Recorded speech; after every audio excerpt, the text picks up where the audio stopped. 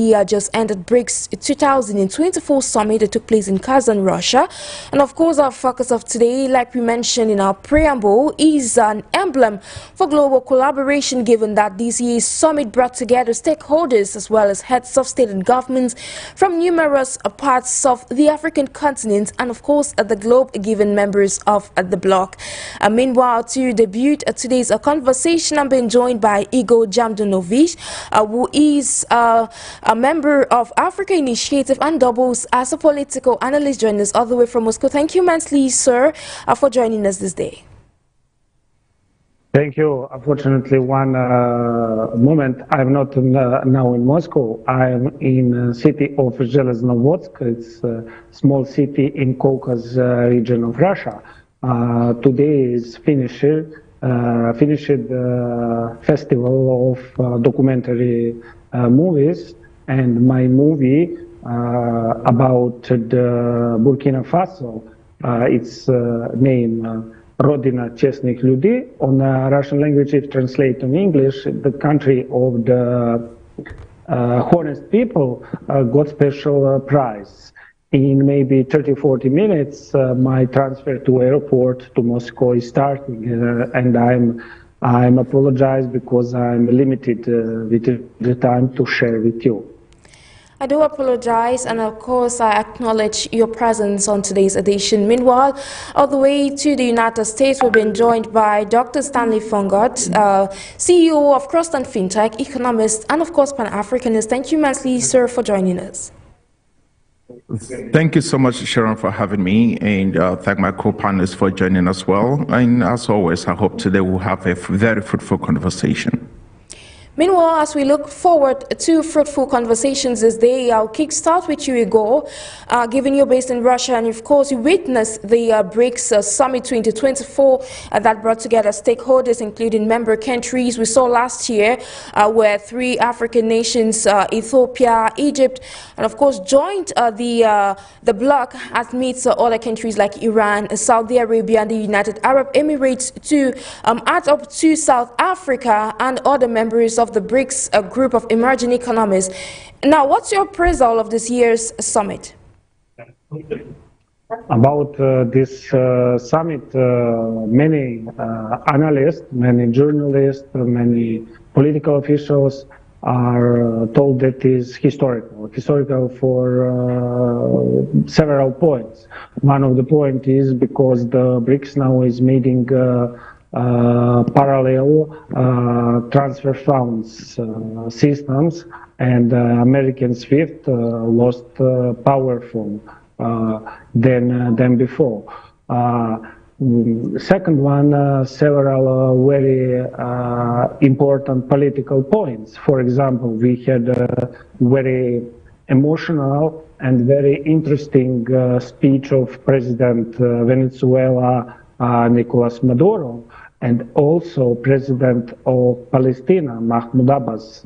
Palestine is not fully member of the United Nations, not fully sovereign countries which meets and survived genocide to genocide state of Israel, and the Brics countries give a right to the President Mahmoud Abbas to speak, to send a message to Israel and their Western supporters. I also can speak about my country. My country is Serbia. Serbia, first time where is country in the Middle Europe, part of the former Yugoslavia, maybe for Yugoslavia and Marshal Tito.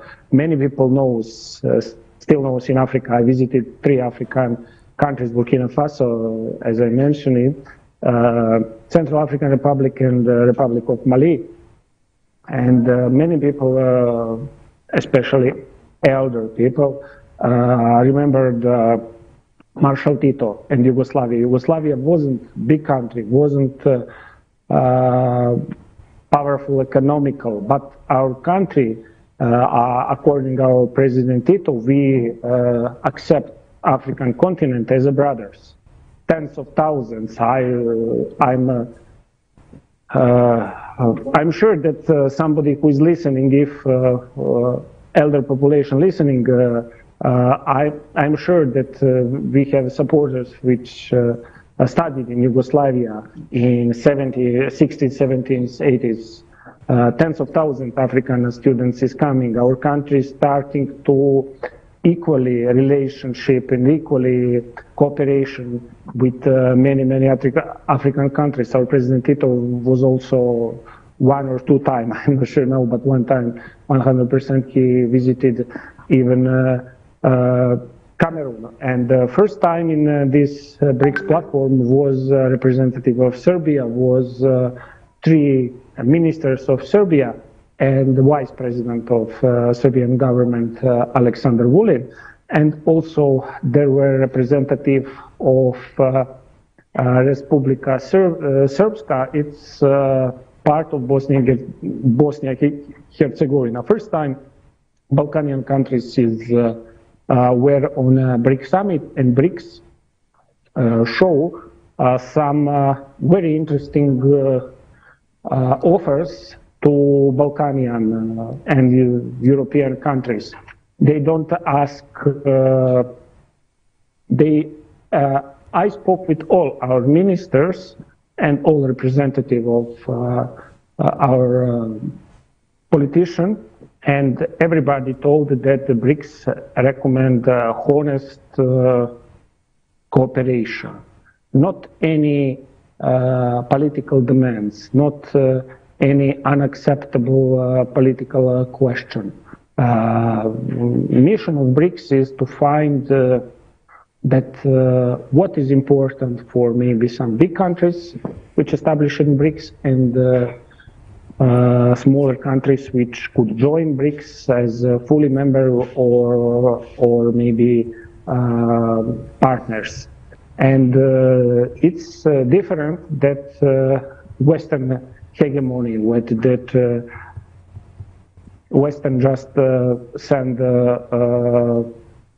one document with many demands what you need to do politically, and in BRICS is fully respect sovereignty, specific cultures, religious, and etc.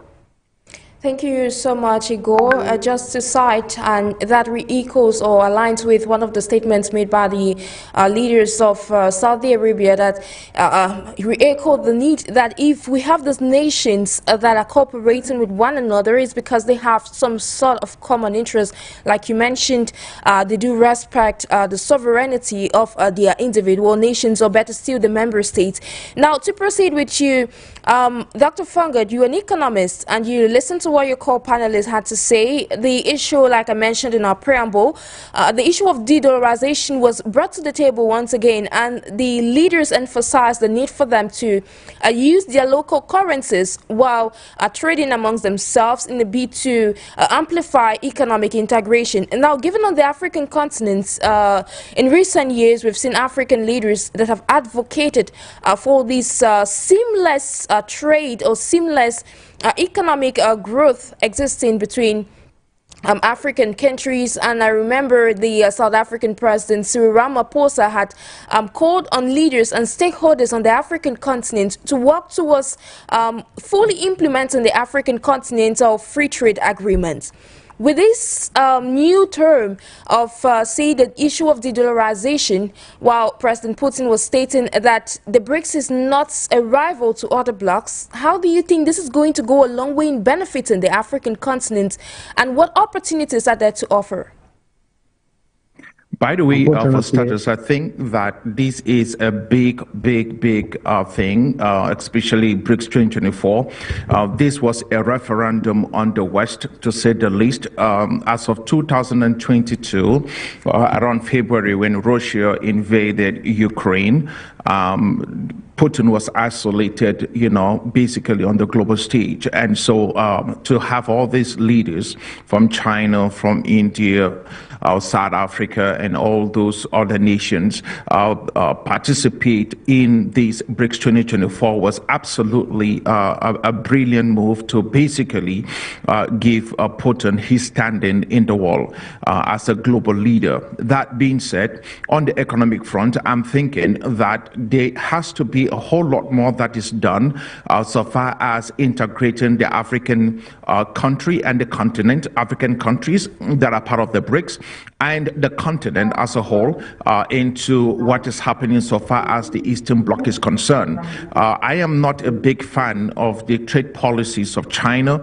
I am hoping that somewhat we might have a fair trading partner in India, and the reason for China is because we will always be at a trade deficit, and most likely what China is interested in Africa will be our raw materials, will be the minerals, and we have learned for over 4 or 5 decades now that trading in our commodities on the African continent without any form of transformation of those commodities into finished goods does not end up very well to the African.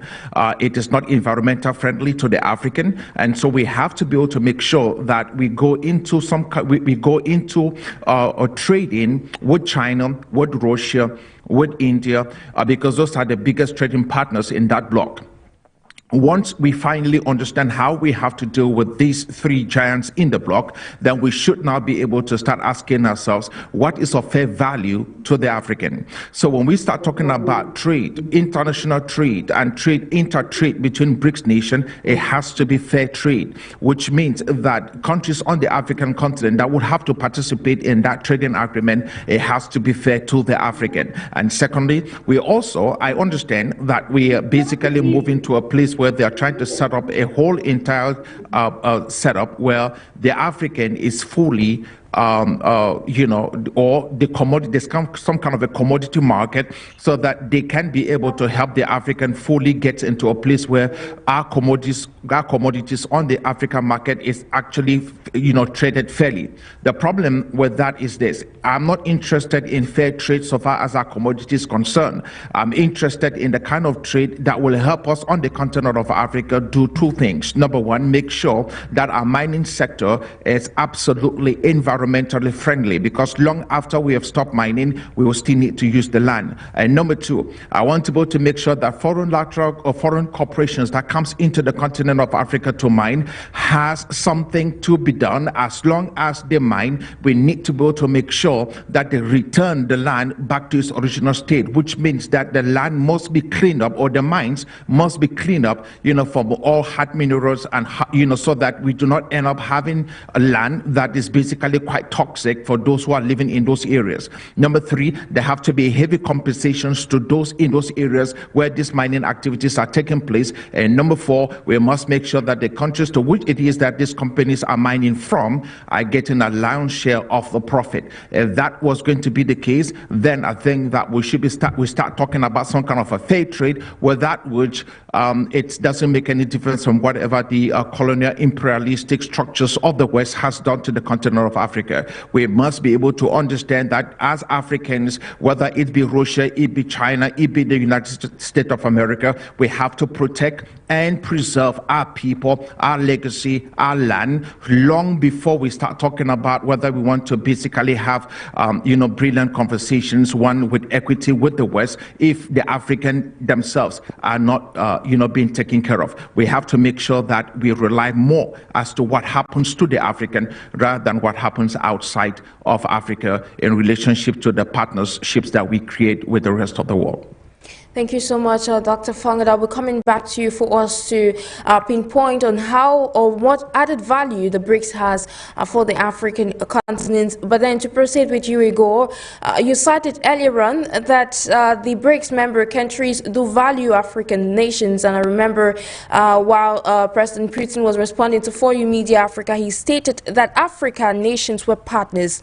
Now, in that light, how did you welcome the recent addition of different member states, that is different countries across the globe, including 3 African countries, Algeria, Uganda, and of course Nigeria, as partner countries of the BRICS, given that the president of the New Development Bank, Dilma Rousseff, had reiterated that if the BRICS wanted to get to the point or get to that level which it intends to be, it was imperative for the bloc to work with other countries across the world.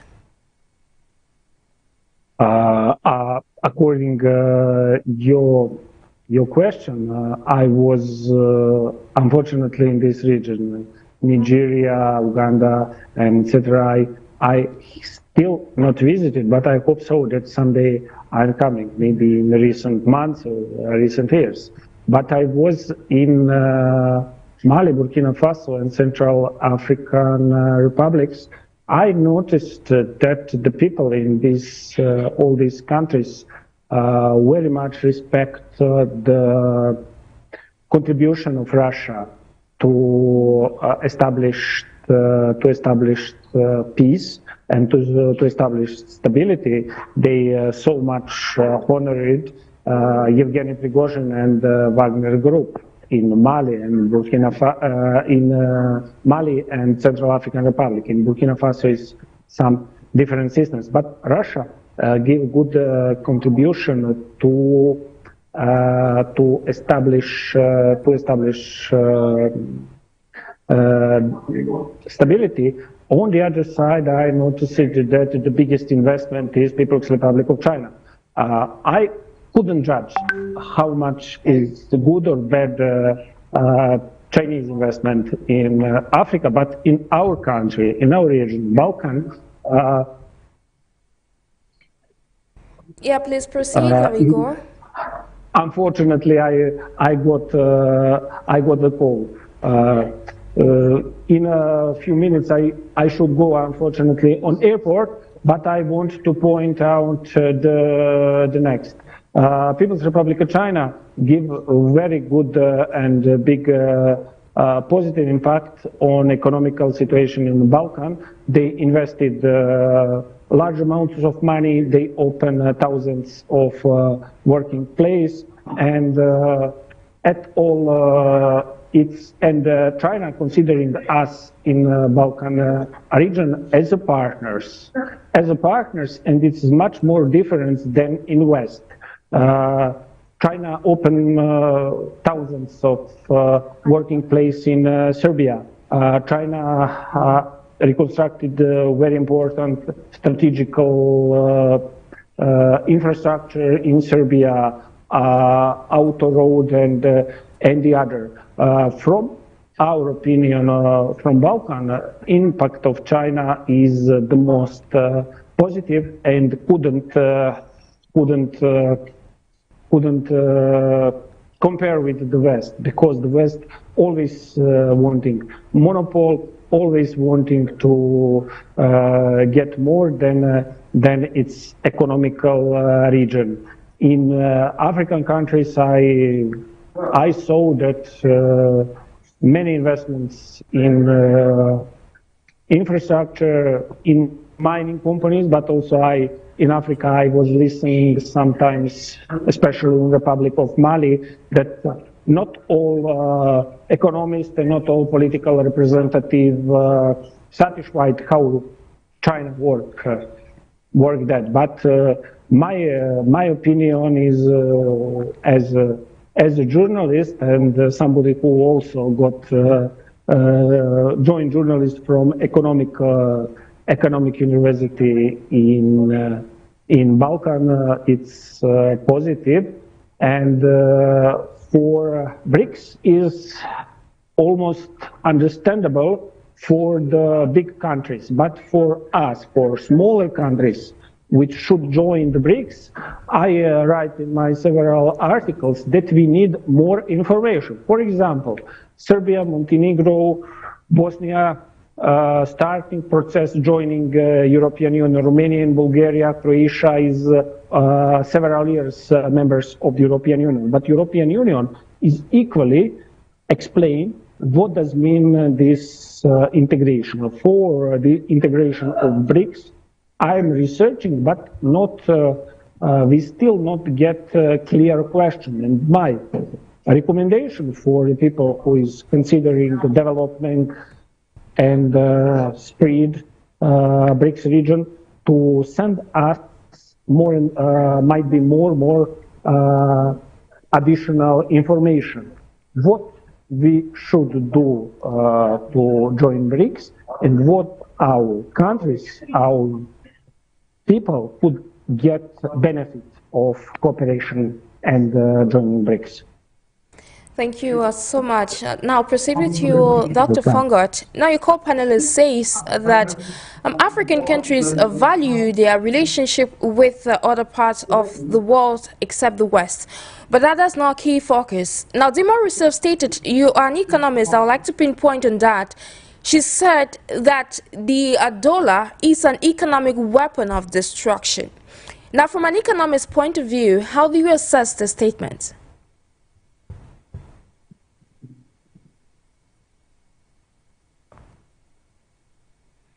Dr. FONGOD, are you with us?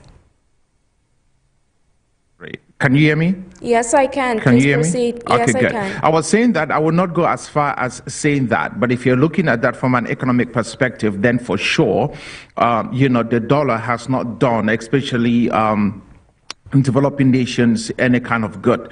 And that kind of power in the hands of a single nation to just basically get up like what they did to Russia with the SWIFT system and says, you know what, you cannot use our currencies for any of your trading or to settle your debt, that becomes a huge problem. And I think that on the flip side of things, the BRICS became emboldened and empowered as a result of, what the West did to Russia. And so if you are looking at Russia and the BRICS, basically talking about the de-dollarization, moving away from the dollar and making sure that they recruit as many countries as they can along the way, then that is a testament to just how they feel so far as the dollar is concerned.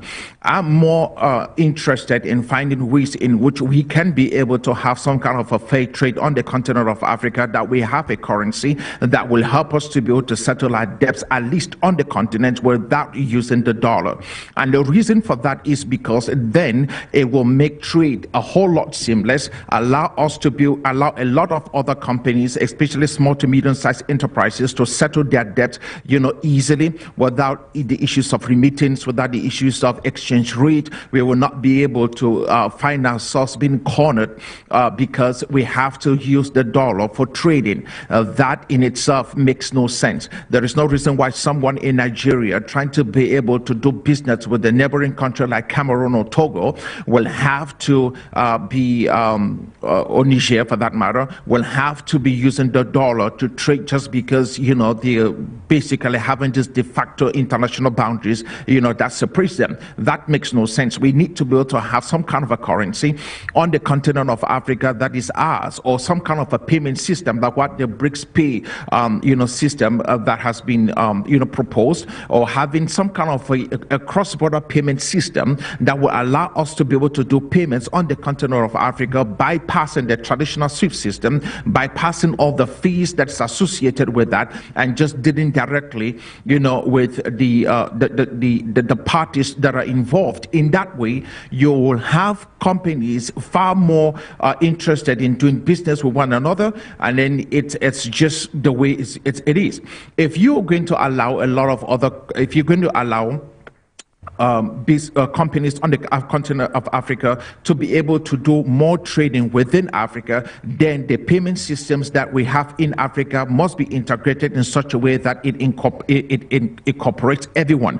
But if you're just thinking about us trading, with outside of Africa, which is going to use the dollar anyway, because most European nations will basically seek you to settle your debts with the dollar, that in itself will be a problem. But I think that we need to increase our trading volumes with the East, trading volumes with China, with India, and with Russia. I think that will help us and makes a lot of sense so far as the local farmer or the local business on the continent of Africa is concerned. My goal is at least they should be able to give us the kind of concessions that we need so that we can be able to participate in those trading agreements fairly, not just in paper, but that actually the local business person on the continent of Africa sees a little bit more profit, a little bit more legitimacy as they trade, rather than this bureaucratic garbage that makes no sense, where they will tell you, okay, we're going to get this, we're giving you guys this concession, we need probably about 50 metric tons of a particular commodity, and then by the time you absolutely ship that stuff, they tell you that it doesn't meet certain criteria, it doesn't meet this,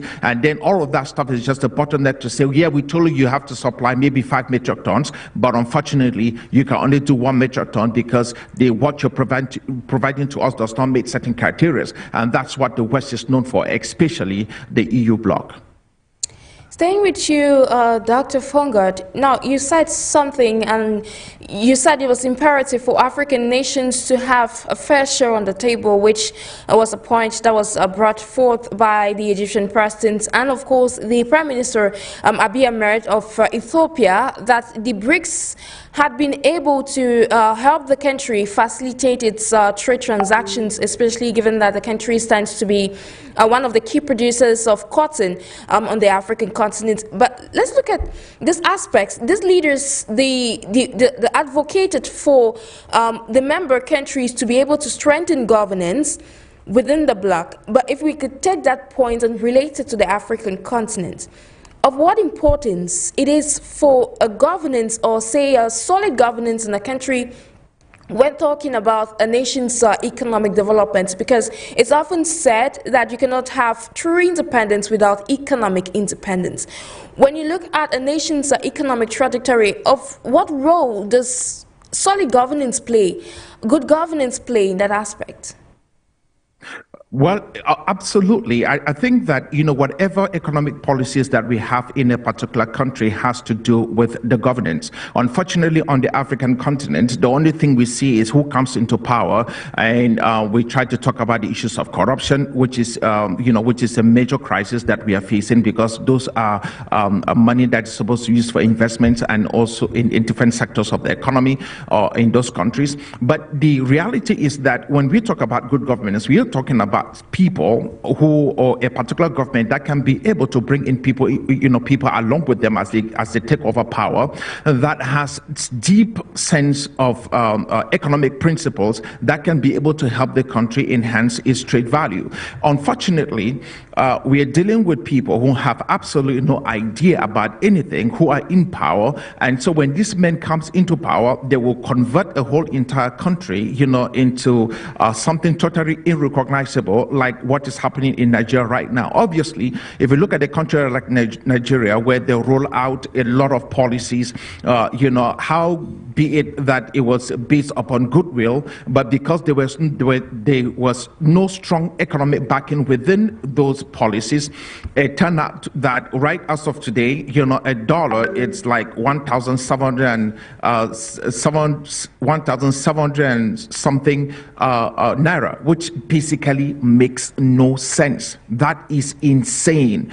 All right. And it used to be that a dollar used to be about 300 naira. Now we're talking about 1,700 plus. If we are not careful, it probably turn out to be about 2,000. For $1 will be about 2,000 naira.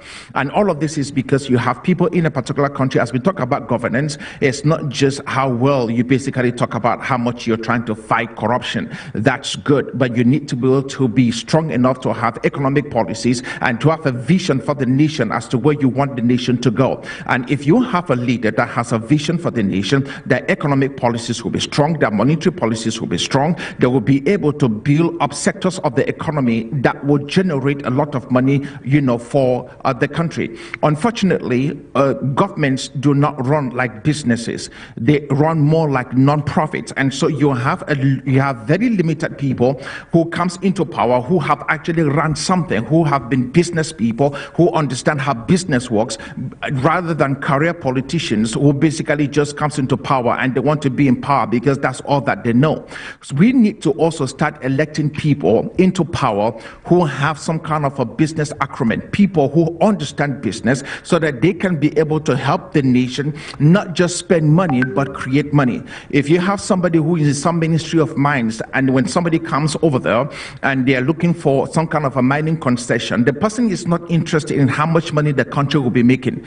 At best, they're thinking how much money is going to get into the pocket. What they're thinking is, well, where's the fees? Pay this particular fee, get the mining license, and then go and do whatever you want to do. That is bad trade. That is stupidity to the high heavens. We need to be able to make sure that that is all that we have, especially when you start talking about us as Africans. Our natural resources is primarily all that we have to offer, at this point in time. We need to be able to use that, leverage that to build up robust economy, leverage that to build up our manufacturing, leverage that to build up our roads, leverage that to basically invest in education, in AI, whatever sectors that want to invest in, we must be able to leverage our natural resources, our minerals, our gold, diamond, oil, whatever it is that we have bauxite. We have to be able to leverage that so that we can be able to use that, to do the investments necessary that we need to be able to do, rather than borrowing money, every single day. Unfortunately, most of our governments do not run like that. We come into power to spend money.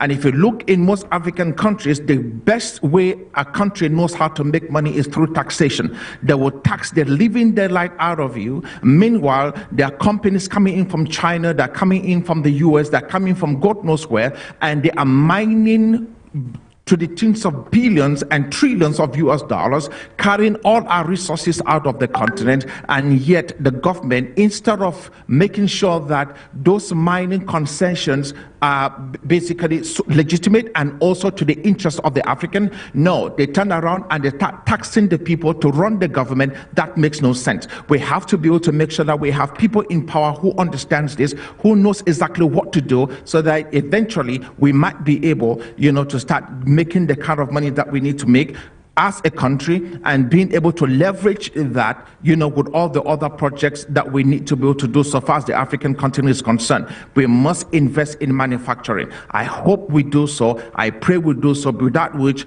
we will end up, always importing from China and becoming a place where the rest of the world will have to dump whatever goodwill they have at the expense of our mineral resources.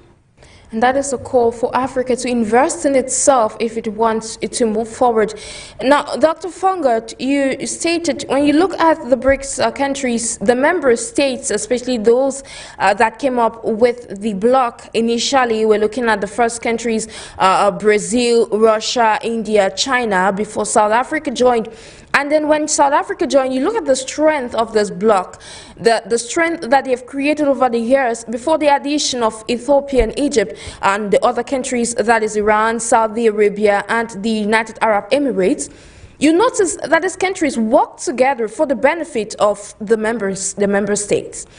When you look at collective efforts, now today we're discussing the BRICS bloc as an emblem of global collaboration.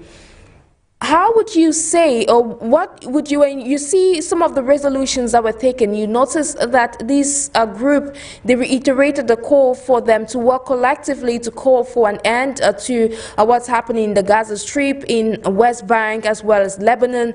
But then they reiterated the need for collaboration amongst themselves. What lesson can Africa draw from that? And of course, of what use is global collaboration in ending some of the challenges that are facing the globe at this point in time? Psychologically, I don't think that there's anything the African can learn from whatever is going on with the BRICS at this point in time. And the reason for that is because the problem of the African is another African. And so the African, especially with us on the continent of Africa, we will embrace America, we will embrace any other foreign nation, especially if it's a nation where you have a bunch of Caucasians in it, before we will embrace ourselves. And I think that what Africa is facing is self-hate. It's not. It's nothing else. So you can have all the fanfare with the BRICS, and you can have all of that stuff. But then the reality is that when you meet another African on the continent of Africa, what you're looking at is not a brother. You're looking at an enemy, and that is the huge difference that Africa is facing vis-a-vis other nations around the world. Countries on the African continent need to fully understand that the salvation of the continent is not going to come from outside of the continent. The salvation of the continent will have to come from within the continent. The continent is at a unique place right now in history.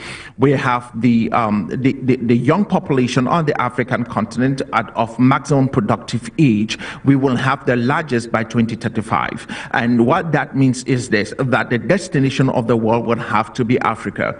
60% of the world arable land good for agriculture is on the African continent. The world is gradually moving towards the area of AI, we're there, and also an AI rather, and also we are moving gradually towards having EV cars, electric vehicles, and basically going green.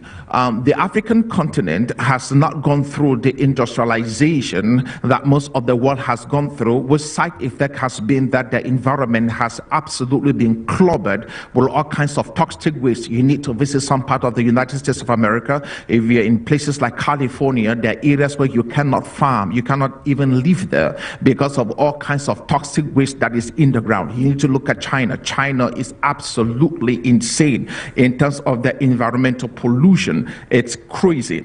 Those are the side effects of industrialization. We stand at a unique place on the African continent where if we are going to start talking about industrialization on the African continent, it has to be with the consciousness of the environment. That means that whatever industrialization we bring on the continent of continent of Africa has to be green. It has to be environmentally friendly. The only obstacle we have to all of this progress on the African continent is that the Africans do not speak in with one voice. All right, we are Igbos, we are Yorubas, we are Shantis, we are Doualas, we are God knows what, Basas, we are everything in between. But the reality is the only thing we are not is Africans, and that in itself is at the basis of the pain that we have as Pan-Africans, to be able to bring into the consciousness of the African that if you're going to be able to start talking about how we can be able to elevate poverty, deliver the continent out of the stalemate in which she's in, we have to do this as one people, one mind, one consciousness, one idea. We cannot be so dysfunctional that you're looking at your little tiny block, I'm looking at my little tiny block, I'm looking at my ethnicity, you're looking at yours, I'm looking at, you know, my village, you're looking at your village, I'm looking at my tribe, you're looking at your tribe. We have to be able to understand that if there be any tribe, it's the African tribe. If there be any ethnicity, it's African. If there be any village you're emerging out of, it is the continent of Africa. That I don't have to basically rely on someone coming out of the West to be able to espouse my ideals and my desire for the continent of Africa. I have to look at my brother, my sister on the continent of Africa and know mindfully well that the spirit of Ubuntu needs to be espoused. I am because you are. And we have this God-given mandate to be able to make sure that we preserve the continent in its integrity, in its fullness, preserve our cultures, our traditions, our values, and our norms for the next generation. And we can do so, yes, experiencing economic growth. We can do so, yes, in the era of industrialization. We can do all of this stuff and become better, but knowing mindfully well that who we are as a people, we will not compromise that for anybody else. The pain and the fear I have is that because we are so dysfunctional among ourselves, a time will come when somebody will show up from the West and tell you that if you do not believe in these ideas, that is counterproductive, or it's not the kind of ideas that we believe as Africans, then we cannot trade with you. We don't need to be trading with the West for us to start talking about, you know, our own economic development. What we need is to trade among ourselves on the continent of Africa. And believe me, no small to medium-sized enterprise on the continent of Africa will be sweating if only they could trade freely across all the 53 member states on the continent of Africa. If we can do that, then we are fine. Unfortunately, I'm afraid that we keep looking towards the East. We were looking at the West before, but now our focus is now on the East with the Brics. That's fine. But that does not address the issues we are facing on the African continent. I do not know how the BRICS will basically help me see another African as an African. I do not understand how the BRICS will be able to help the African understand that the best trading partner they have is not Russia, it's not India, it's not China, that the best trading partner they have is among themselves. That intra-trade within African continent is better than intra-trade among BRIC nations. That in itself is what we need to fight for so far as, you know, the continent is concerned.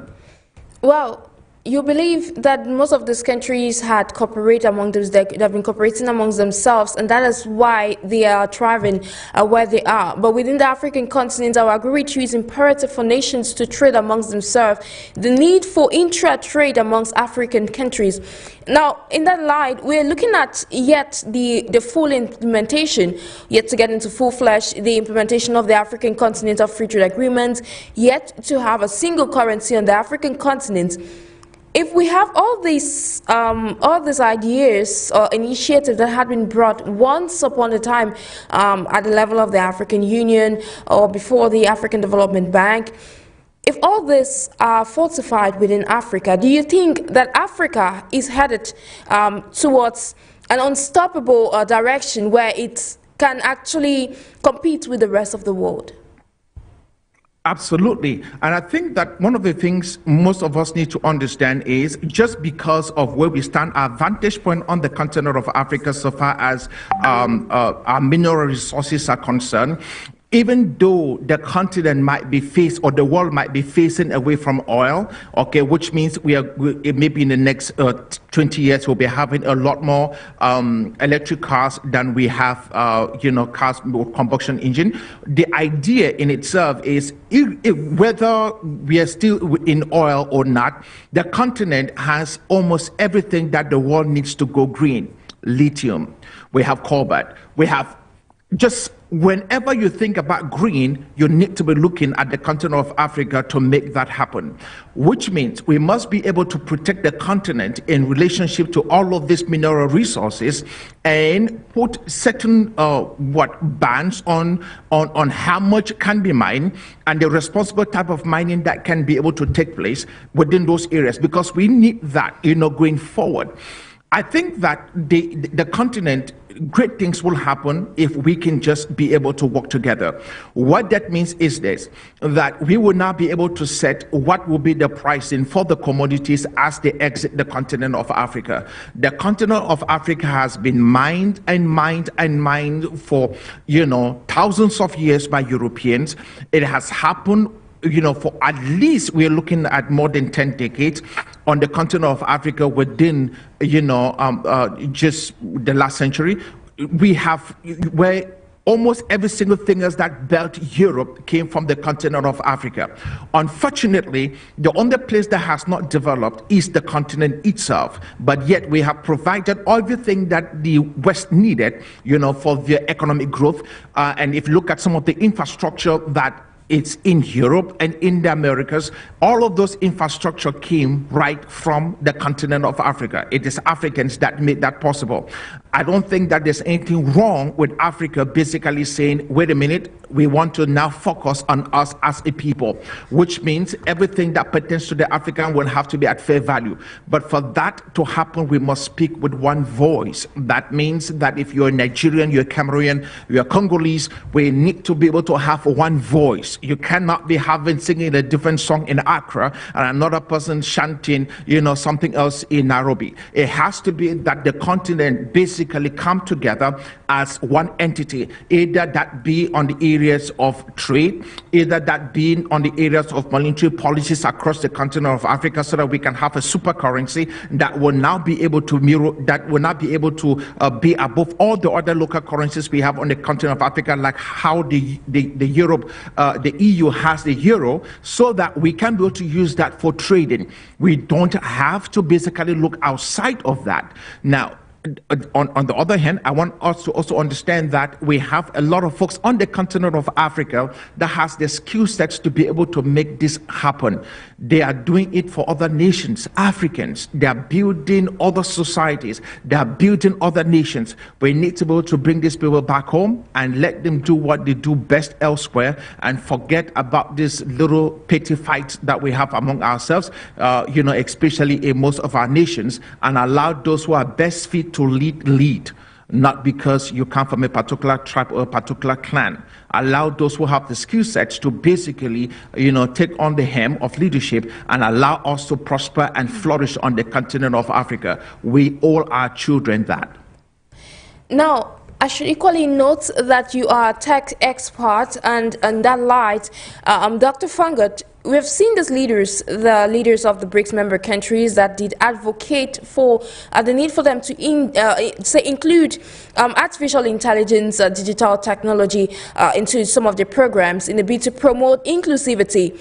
Now, when you look at the African continent, you're one of those pundits that have advocated for the need for Africa to embrace digital technology. You cited on numerous occasions on this platform that we have countries on the African continent like Nigeria, like Kenya, Rwanda, and a host of others that are thriving in that sector. Now, of what need or to what extent would it be for Africa to embrace digital technology for its own benefit? Because we already see, we're seeing countries that are growing in that sector. But for the rest of the African continent, how beneficial is it for Africa to be able to, get the benefits of digital technology for the growth and development of its respective nations? The reality is that there is no way in which a nation will develop, especially within the confines of the 21st century, that does not embrace technology. I think that where we are today, this very form of communication we're having right now, that you can be, in the studio somewhere on the continent of Africa and outside of the continent of Africa, and we're having this interview seamlessly, is a testament, to the depth of revolution that has come in terms of IT.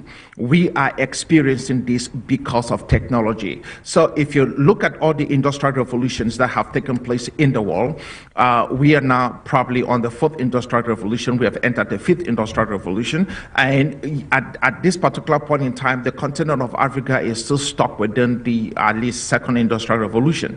And that in itself is absolutely unacceptable. The infrastructure on the continent of Africa that will allow us to be able to get into tech, it's not readily available. Data center constructions, super fiber highways for internet connectivity, connecting different regions to another.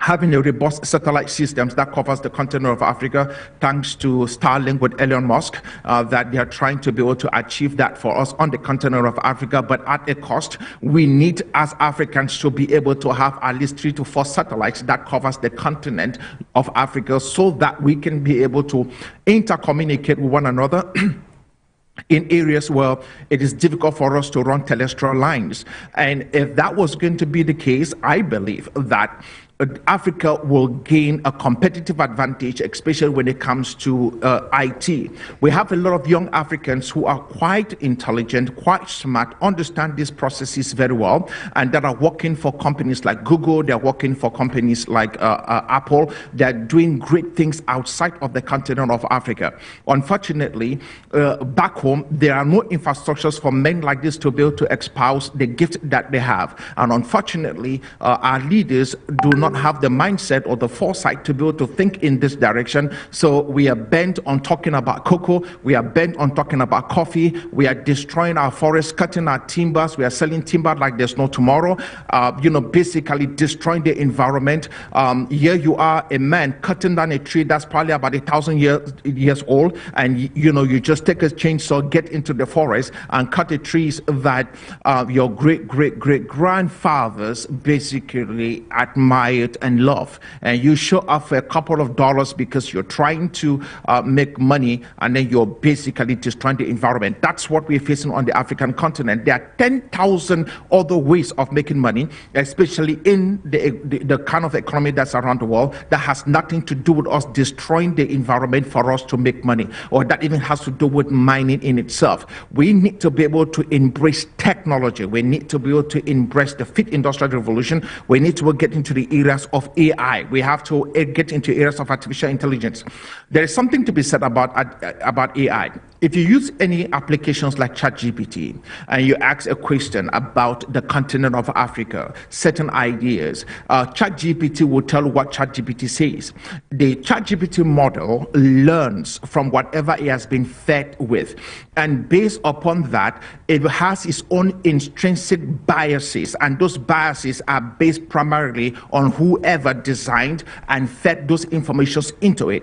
So it's like a simple computer system, garbage in, garbage out. So whatever garbage you put in, that's the same garbage you're going to get out. Unfortunately, on the African continent, we are not telling our story. The rest of the world is telling their stories the way they want their stories to be told. If you're going to look at the country like America, nobody tells you exactly how great the military is, but nobody gets to tell you about the atrocities committed by the American military across the world. Why? Because that information, you will not find that anywhere else. You have to basically go searching, but at face value, it's great.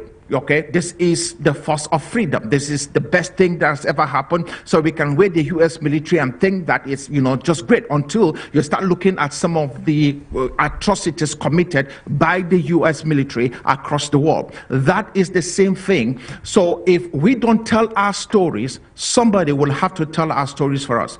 And especially in the era of AI, because we are not participating in that space, someone is telling our story. And obviously, somebody is going to run a prompt on AI, on ChatGPT, and ask about some issues concerning the African continent, and we might not like the results, and we will have nobody to blame. And the only reason is because we did not participate in the creation and in the training of the model in itself, which means we also need to be able to build up our own models on the continent of Africa and start getting young people involved, in training these models, understanding these models, and working with these models, so we can now begin to have solutions that is intrinsically to help Africans and push us to the next frontier, of our civilization. I think that we need to be able to do that, with that which we will be basically just telling the rest of the world and not leading, but just keep following. Now, you evoke the role of the young generation in amplifying, the emergence of AI or artificial intelligence, or better still, digital technology on the African continent. Now, given this era, the world is considered as a global village, and of course, times are changing, like you mentioned. Now, it's not news that we have countries across the globe that are striving to embrace digital technology. But what role, or how can these young generation fit in amidst these changing times? There are a lot of jobs out there, and the only thing that you need is an internet access. There are a lot of opportunities, different platforms that you can be able to work on, and that will be able to, you'll make some good amount of money if you just work on those systems. For example, there's a platform called Fiverr. Fiverr will allow you to come on with a particular skill sets. Maybe you're a graphics designer, maybe you're somebody who builds website, maybe you're somebody who builds applications on ARC trees, voice over IP systems, maybe you're somebody who understands coding, maybe you're a writer, maybe you're somebody who does painting. Whatever it is that your skill sets are, you can go on Fiverr, set up an account, and you can be some remote part of Africa, and because you're connected to the internet, you can be working for somebody who is in another part of the world, wherever they are. They might be in America, in Asia, wherever they are. You're working for them, and you're making money in the confines of your home, in some remote village, in some isolated community on the continent of Africa. That's the power of the internet. That's the power of the industrial industrial revolution. Yes, can you hear me? Yes, I can. And then how, sorry to cut you short, but then how does this go a long way to amplify global collaboration? Well, look, if you're talking about global collaboration in relationship to those of us on the continent of Africa and figuring out how we can be able to work together seamlessly, that is a very basic way in which we can be able to trade.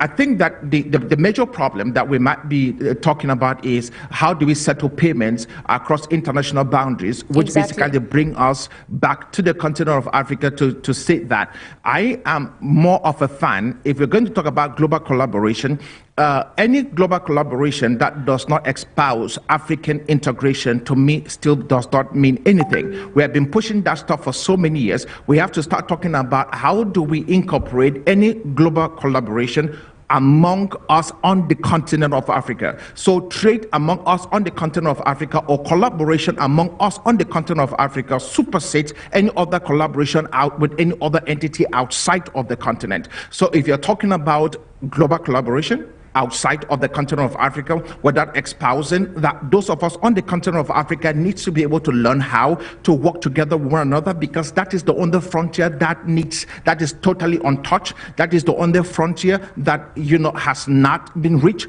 We need to be able to make sure that we do that, bridge those gaps on the continent of Africa, and help us to be able to trade with one another.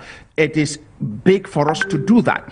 The reason why I say such is because the continent of Africa has dealt with the rest of the world based on a one-to-one approach. Nigeria dealing with the rest of the world, Cameroon, you know, with the rest of the world, Ghana dealing with the rest of the world, but we have never done so as a bloc. We need to start working as a bloc, and for us to do so as a bloc, we need to basically have the infrastructure on the continent of Africa that allow us to be able to do so, which means we need to be linked via internet. Every single country on the continent of Africa needs to be on one serious, you know, fiber optic merge. That means all of us on the continent of Africa, we need to have robust data centers across the continent of Africa that links each and every one of us, those countries at least zones together. Like you can have one in the UDAC zone, a super data center, level 3 data center, like in the place like Cameroon, that will take care of the UDAC region. You can have one in the place like Ghana that will take care of the western part of the continent, and likewise in a place like Kenya, you know, for the eastern bloc, and then Zimbabwe maybe, you know, for the South African bloc, or South Africa for that matter. We need to be able to have these super data centers on the continent of Africa, because that in itself will be the beginning for us to be able to build up the different industries that we have on the continent of Africa that nobody is talking about. Why is Netflix on the continent of Africa, and yet we don't have any other African platform like Netflix that basically exposes African movies, and we are not able to basically push that particular platform, so that even if you want to watch movies that is made from Hollywood, you watch it through that particular platform, because then you're promoting the ideas of the African,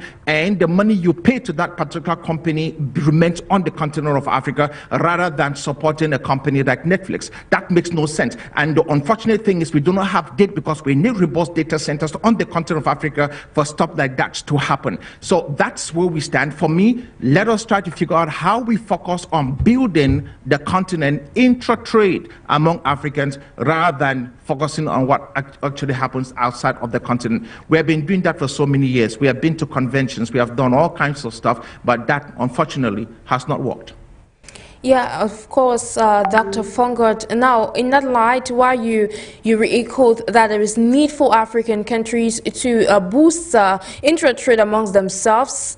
You look at the financial system on the African continent. At this point, we could say it's weak. How could African nations go about strengthening the current financial system within the continent of Africa so it leads to a just and inclusive economic development? We need to find ways in which, especially in sub-Saharan Africa, we need to find ways in which we build up a robust bond market.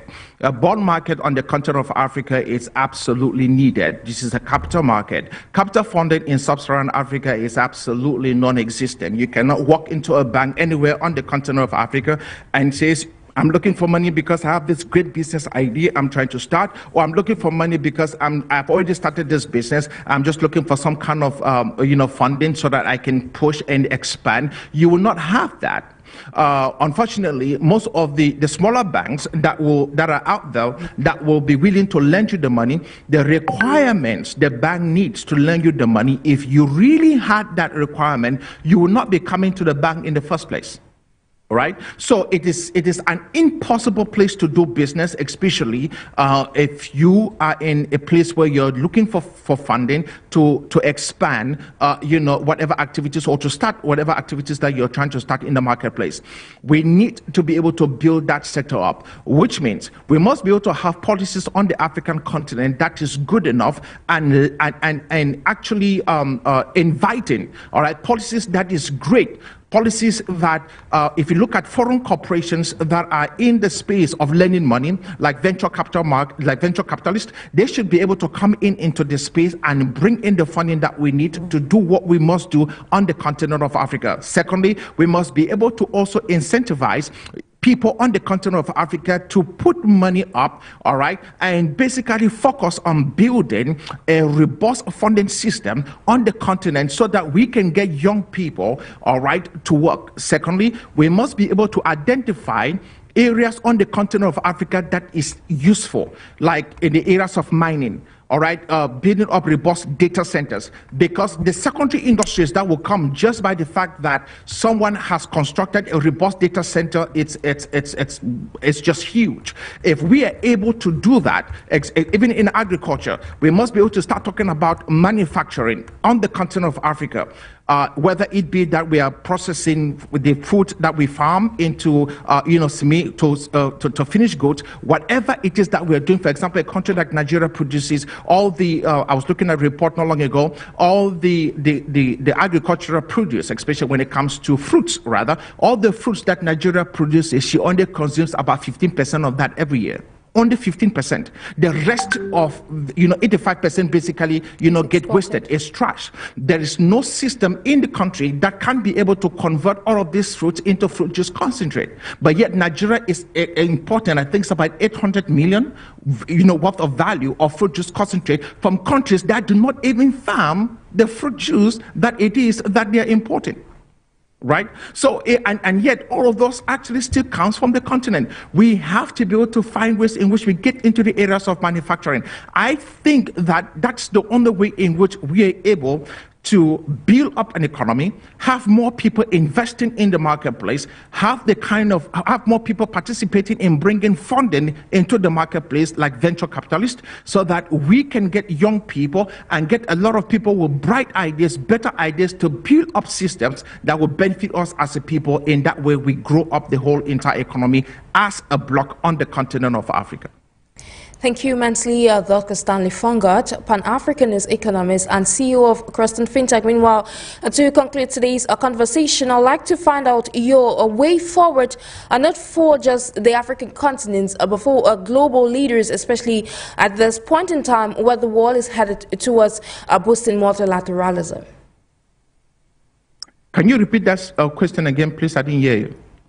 Yeah, sorry, of course we have network disturbances. So I was saying, while we are about to conclude today's edition of Talking Point, in just some 1 minute, could you give your take-home message to Africans watching at this particular point in time, especially those, be it on the African continent, at this point where Africa is looking for ways to reach, it can collaborate with the rest of the world, and of course global partners with the African continent as the world is headed towards multilateralism? Great. I think that the Africans should fully understand that it was good while we worked with the U.S. It was great when we had the relationships that we had with the Western Bloc. And to those of us who still have some form of relationship with the Western Bloc, that's fine. It's also good to see the Brics nation, or the Brics nations, basically in bringing in a lot of other African nations into that particular system. So we are talking about, on a global scale, how we build up, these corporations and how we find ourselves, enjoying these relationships, these bilateral relations.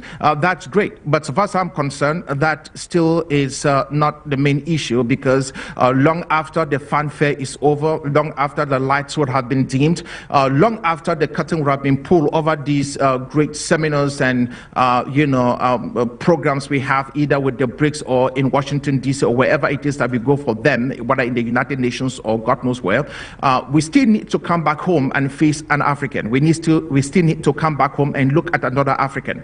My message today is this, that we need to focus more on the continent of Africa, to build the continent of Africa with an Afrocentric mindset. We must be able to understand that without a strong Africa, it does not matter if the world becomes strong. A strong Africa is good for the world. A strong Africa is good for Africans. A strong Africa is good for other African nations on the continent of Africa, because collectively collectively we become one block and we become better. So if we are talking about doing great things outside of the continent, I think that we should do greater things within the continent of Africa. And for that, I think that the spirit of Ubuntu needs to be what pushes these ideals, pushes this narrative, and cause us to espouse who we are as a people to one another.